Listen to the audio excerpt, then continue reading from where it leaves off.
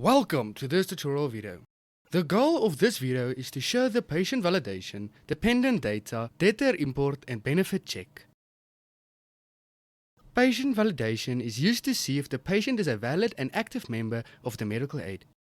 Patient validation, debtor import can be done in booking on the diary and the debtor input screen.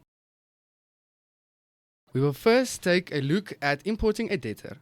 On this video, we will start on the diary screen. On the diary screen, double-click on a desired time slot to make a booking for a patient. The Add Edit Booking screen will open. Click on the Debtor Import button. The Debtor Import screen will open. Complete the medical aid option and medical aid number fields.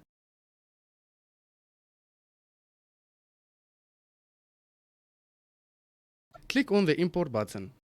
The Debtor Update screen will open. Click on the Save button to import the listed debtors shown on the screen.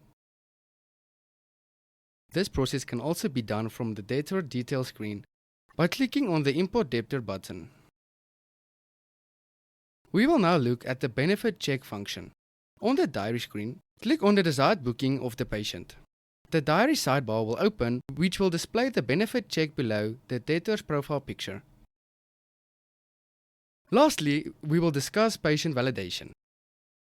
On the debtor detail screen, click on the Validate Benefit Check Selected Patient button. An attention pop-up will appear, stating that the validation was either successful or has failed. Patient validation is used to see if the patient is a valid and active member of the medical aid. A query will be sent to the medical aid from which you will receive a response.